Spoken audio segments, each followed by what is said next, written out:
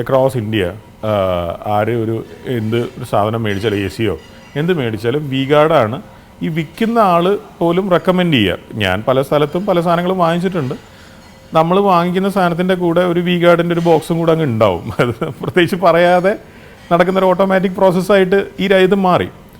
സാറിന് തോന്നുന്നുണ്ടോ അങ്ങനെ കോർപ്പറേറ്റ് രീതി, സ്ട്രക്ചറൽ രീതി, മാനേജ്മെൻറ്റ് ടെക്നിക്സ് സോഷ്യൽ സർവീസിൽ അതുപോലെ കൊണ്ടുവരാൻ പറ്റുന്ന സാറിന് തോന്നുന്നുണ്ടോ? തീർച്ചയായിട്ടും. അതായത് അവരത് തെളിയിച്ചതല്ലേ. അതായത് ഞാൻ ഈ 2020 തുടക്കത്തിൽ ഇല്ലാത്ത ആളല്ലായിരുന്നു.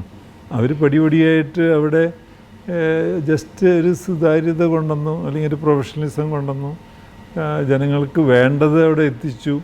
അങ്ങനെയല്ലേ അവിടെ വികസനം നടന്നത്.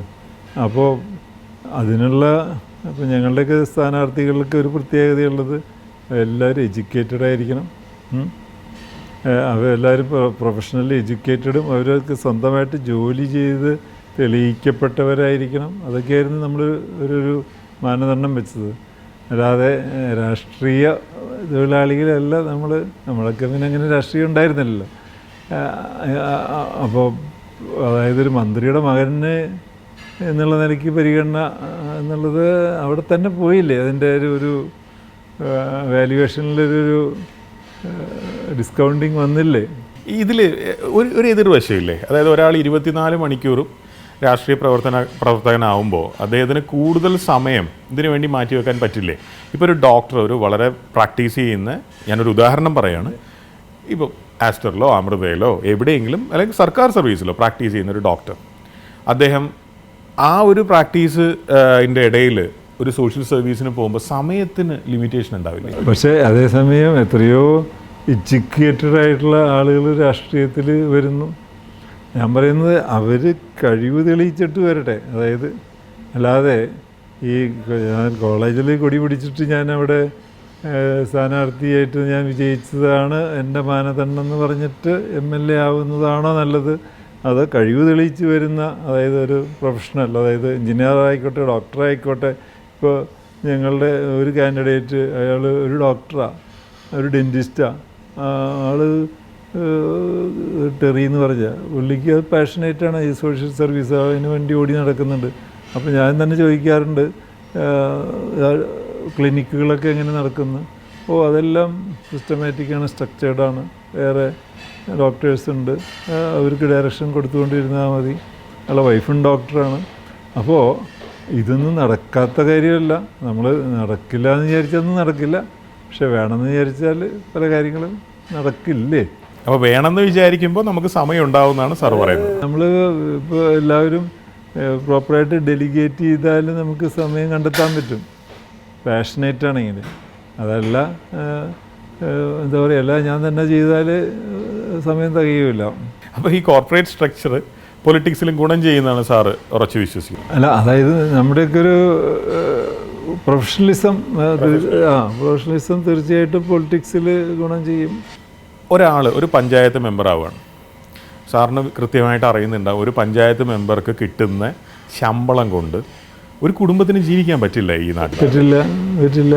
അപ്പോൾ 2020 മോട്ടോ തന്നെ ഒരു കാരണവശാലും ജനങ്ങളുടെ പണം നമ്മൾ സ്വന്തം ആവശ്യത്തിന് ഉപയോഗിക്കരുത് എന്നുള്ളതാണല്ലോ.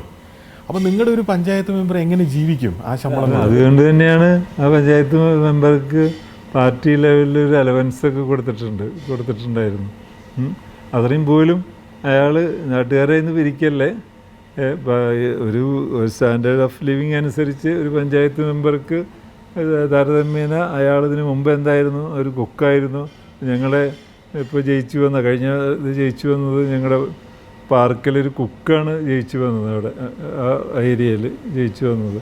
അപ്പോൾ അയാൾക്ക് അതിന് മുമ്പ് എന്ത് കിട്ടിയിരുന്നു, അതിന് തുല്യമായ തുക എത്തിക്കാനായിട്ട് പാർട്ടിക്കൊരു മാനദണ്ഡം അവർ ഏർപ്പെടുത്തി. അതൊക്കെ എന്നെ അത്ഭുതപ്പെടുത്തി. കാരണം എന്നാൽ പോലും ഇയാൾ കൈക്കൂലി മേടിക്കല്ലേ എന്ന് വിചാരിച്ചിട്ട്.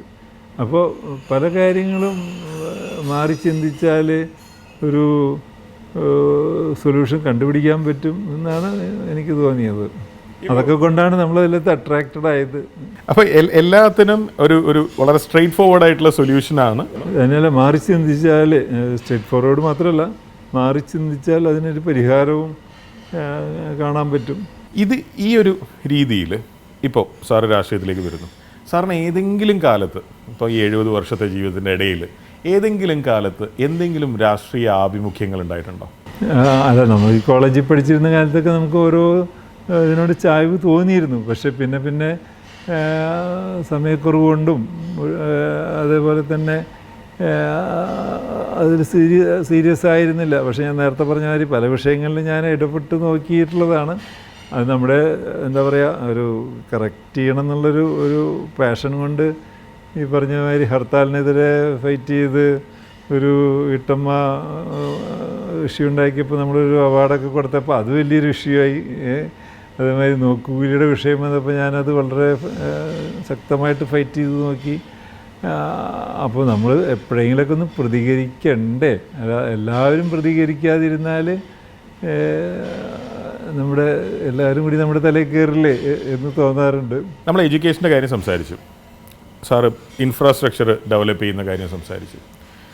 കേരളത്തിലെ പൊതുവെയുള്ള ജനങ്ങളുടെ സുരക്ഷിതത്വത്തിനെ പറ്റി സാർ എന്താ വിചാരിക്കുന്നത്? മറ്റു പല സംസ്ഥാനങ്ങളെ അപേക്ഷിച്ച് ഞാൻ പറയും കേരളത്തിൽ കറപ്ഷൻ കുറവാണ്, ഇവിടെ സുരക്ഷിതം കൂടുതലാണ്. അതായത് ഇവിടെ അങ്ങനെ വലിയൊരു മാഫിയ അല്പം സ്വല്പമൊക്കെ ചെറിയ ചെറിയ ഗുണ്ടായിസൊക്കെ ഉണ്ടെന്നല്ലാതെ, പക്ഷേ അതൊക്കെ ഈ അടുത്ത കാലത്ത് കൂടിക്കൂടി വരുന്നുണ്ടോ എന്ന് വരെ തോന്നാറുണ്ട് പണ്ടത്തെ അപേക്ഷിച്ച്. ദാറ്റ് വേ കേരളം മറ്റു പല സംസ്ഥാനങ്ങളെക്കാളും ബെറ്റർ ആണെന്നും സന്തോഷമുണ്ട്. പക്ഷേ ഇനിയും എന്തുകൊണ്ട് ബെറ്റർ ആയിക്കൂടാ എന്നും തോന്നാറുണ്ട്. തീർച്ചയായിട്ടും എപ്പോഴും ഇമ്പ്രൂവ്മെന്റിന് അതെ ഉണ്ടല്ലോ. കാരണം നമ്മളൊക്കെ നോർത്ത് ഇന്ത്യയിൽ പോകുമ്പോൾ കണ്ടിട്ടില്ല, അവിടത്തേക്ക് ജീവിത നിലവാരം വെച്ച് നോക്കുമ്പോൾ നമ്മുടെ നാട് എത്രയോ ഭേദമെന്നും തോന്നാറുണ്ട്. സാറ് പറഞ്ഞാൽ ഇപ്പോൾ 2020 മോഡലിൽ എനിക്ക് ഏറ്റവും ഇഷ്ടമായിട്ട് തോന്നിയ ഒരു സംഭവം, ലോക്കലി സംഭവങ്ങൾ പ്രൊഡ്യൂസ് ചെയ്യുക, ലോക്കലി അത് ഡിസ്ട്രിബ്യൂട്ട് ചെയ്യുക, ഒരു സ്വയം പര്യാപ്തത കൊണ്ടുവരാൻ ശ്രമിക്കുന്നു. എല്ലാം സാധിക്കണമെന്നില്ല. അപ്പോൾ ഈ ലോജിസ്റ്റിക്സ് എന്ന് പറയുന്ന ഒരു ഉപദ്രവം ഒഴിവായി കിട്ടി ഇതിൽ നിന്ന്. കാരണം ഡീസൽ വേണം, ലോറികൾ വേണം, ഇപ്പം ചിക്കൻ കൊണ്ടുവരാനും എന്തായാലും.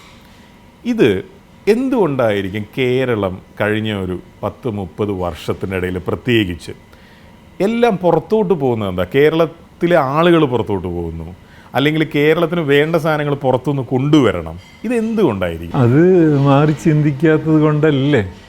അതായത് എപ്പോഴും മാറി ചിന്തിക്കുമ്പോഴല്ലേ പല പല ഓപ്പർച്യൂണിറ്റി ഉണ്ടെന്നുള്ളത്. ഇപ്പോൾ ഞാൻ പോലും വിശ്വസിച്ചിട്ടില്ലായിരുന്നു. അതായത് ഞാൻ ഈ പറയുന്ന 2020 ഒരു സംശയദൃഷ്ടിയോടുകൂട്ട് മാറി നോക്കിയതാണ്. ഇത് വിജയിക്കുമോ, ഇതെങ്ങനെ വിജയിക്കാനാണ്, അല്ലെങ്കിൽ ഇത് എത്ര നാൾ കൊണ്ടു നടക്കാൻ പറ്റും? 8 വർഷത്തോളമായി. 8 വർഷവും ഒരു പടിപടിയായിട്ട് മുന്നോട്ട് പോരുകയാണ് ചെയ്തത്. അന്ന് ഞാനും അത് സ്കെപ്റ്റിക്കലായിട്ട് നോക്കിയ ആളാണ്. പിന്നെയാണ് എനിക്ക് മനസ്സിലാവുന്നത് ഇത് അവർ തെളിയിച്ചു. അതുകൊണ്ടാണല്ലോ തൊട്ട് ചുറ്റും കിടക്കുന്ന പഞ്ചായത്തുകൾ പോലും ഇവർക്ക് കിട്ടുന്നത്. ഇവർക്കെന്ന് പറയാൻ പാടില്ല, ഇപ്പം ഞാൻ അതിൻ്റെ ഒരു ഭാഗമായി, നമുക്ക് എന്ന് പറയണം. അതെ അതെ. പക്ഷെ അതിൻ്റെ അവകാശം എനിക്കില്ല, കാരണം ഞാൻ ആ സമയത്ത് പാർട്ടിയിലില്ലല്ലോ, അവരുടെ കൂടെ ഇല്ല. എഡ്യൂക്കേറ്റഡ് ആയിട്ടുള്ള ആളുകൾ വരണം എന്നുള്ളത് ഒരു വളരെ ഇമ്പോർട്ടൻ്റ് ആയിട്ടുള്ള സംഭവമാണ് സാറ് പറഞ്ഞു. തീർച്ചയായും ഇതിൽ ഒരു ചെറിയൊരു കെണി ഇന്ത്യയിൽ കാണുന്നത്, എഡ്യൂക്കേറ്റഡ് ആയിട്ടുള്ള ആളുകൾ വരുന്നു, അവർക്ക് ഇന്ത്യയിൽ നിൽക്കാനുള്ള ഒരു സാഹചര്യം ഇല്ല എന്നുള്ളതൊരു സത്യമല്ലേ? പലപ്പോഴും അവർക്ക് വിദേശത്തേക്ക് പോകേണ്ടി വരുന്നില്ലേ? അല്ല, അതിന് കാരണം എന്താ, ഇവിടെ എന്താ പറയുക, എഡ്യൂക്കേറ്റഡ് ആയിട്ടുള്ളവർക്ക് അവരുടെ കഴിവിനനുസരിച്ചുള്ള ഓപ്പർച്യൂണിറ്റികൾ കുറഞ്ഞപ്പോഴല്ലേ യങ്സ്റ്റേഴ്സ് പുറത്തോട്ട് പോകുന്നത്. ആ ഒരു കാര്യത്തിന് എങ്ങനെയാണ് സൊല്യൂഷൻ 2020 ഉണ്ടാക്കാൻ പറ്റും? തീർച്ചയായിട്ടും. അതായത് ഇവിടെ ചെറുകിട സംരംഭങ്ങൾ വിജയിക്കുകയാണ്, കൂടുതൽ വിജയിക്കുകയാണെങ്കിൽ ആ വിജയശതമാനം കൂടാൻ തുടങ്ങിക്കഴിഞ്ഞാൽ, ഇപ്പോൾ നേരത്തെ പറഞ്ഞില്ലേ, അതായത് ഫാമിങ്ങിലായാലും ശരി, അല്ലെങ്കിൽ മറ്റേ എന്താണ് ഈവൺ കാറ്റിൽ, അത് ഈ കന്നുകാലി വളർത്തലായാലും ശരി, പശു, ഇപ്പോൾ പാല്, ഈ നമുക്ക് പറഞ്ഞാൽ നമുക്ക് തന്നെ എന്തുമാത്രം സാധനങ്ങൾ വേണം, ഇതെല്ലാം പുറത്തുനിന്ന് വരുന്നൊരു സാഹചര്യം ഇല്ലായിരുന്നു. അപ്പോൾ എത്രയോ ചെറുകിട സംരംഭകർക്ക് അവിടെ ഓപ്പർച്യൂണിറ്റി ഉണ്ടായി, മൈക്രോ ലെവലിൽ. അപ്പോൾ ഓപ്പർച്യൂണിറ്റി കിട്ടിക്കഴിഞ്ഞാൽ ചെറുപ്പക്കാർ പുറത്തു പോകില്ല. കാരണം അവർക്ക് ഈ എന്താ പറയുക, പെരുന്നാൾ കൂടാനും അല്ലെങ്കിൽ ഓണം കൂടാനൊക്കെ അവർക്ക് ആഗ്രഹമില്ലാഞ്ഞിട്ടൊന്നല്ല പോയി ദുബായിൽ പോയി വെയിൽ കൊള്ളുന്നത്. ഇവിടെ സാഹചര്യങ്ങളുടെ കുറവുണ്ടല്ലേ. അപ്പോൾ ഓപ്പർച്യൂണിറ്റി വരട്ടെ, വരാൻ നമുക്ക് ശ്രമിക്കാം. ഇപ്പോൾ എഡ്യൂക്കേഷൻ്റെ കാര്യം സാറ് പറഞ്ഞു, എക്സ്പീരിയൻസിൻ്റെ കാര്യം പറഞ്ഞു. കേരളത്തിൽ സർക്കാർ ഉദ്യോഗസ്ഥന്മാർ 56 വയസ്സിൽ റിട്ടയർ ചെയ്യുകയാണ്. സാർ ഇപ്പോൾ 70 വയസ്സിൽ എൻ്റെ മുമ്പിലിരിക്കുകയാണ്. വളരെ ഊർജ്ജസ്വലതയോടുകൂടി സാറ് നേരത്തെ പറയുകയും ചെയ്തു, 2 ബിസിനസ് മക്കൾ നോക്കുന്നു, ഒരു ബിസിനസ് വൈഫാണ് നോക്കുന്നത്. പക്ഷെ ഒരു ബിസിനസ് ഞാൻ ഇപ്പോഴും നോക്കുന്നുണ്ടെന്ന്. അത് എനിക്ക് വെറുതെ ഇരിക്കാൻ പറ്റില്ല, അതുകൊണ്ട്. അപ്പോൾ 70 വയസ്സിലും ചുറുചുറുക്കോടെ ജോലി ചെയ്യാൻ പറ്റും എന്നുള്ളതിൻ്റെ തെളിവാണ് സാറ്. നമ്മുടെ മുഖ്യമന്ത്രി അല്ലെങ്കിൽ പ്രധാനമന്ത്രി എല്ലാവരും ഈ റിട്ടയർമെൻറ്റ് ഏജിൻ്റെ മുകളിലാണ്. ഇവരെല്ലാവരും ചുറുചുറുക്കോടെ ജോലി ചെയ്യുന്നുണ്ട് എന്നുള്ളത് നമ്മൾ കാണുന്നതുമാണ്.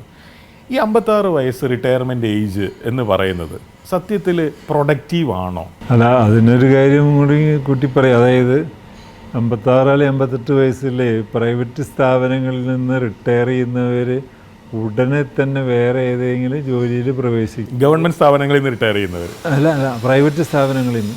കാരണം അവരെയൊക്കെ എടുക്കാൻ ഞങ്ങൾക്കും ആഗ്രഹമുണ്ട്. അതായത് ഓക്കെ, ഇന്ന കമ്പനിയിൽ ഇന്ന കോർപ്പറേറ്റിൽ വർക്ക് ചെയ്ത് അയാൾ ജസ്റ്റ് 58 വയസ്സായിട്ടുള്ളൂ, അയാൾക്ക് ഇനിയും പ്രൊഡക്റ്റീവാണ്. എത്രയോ പേര് ഞങ്ങൾ തന്നെ എടുത്തിരിക്കുന്നു. അതേസമയം അയാൾ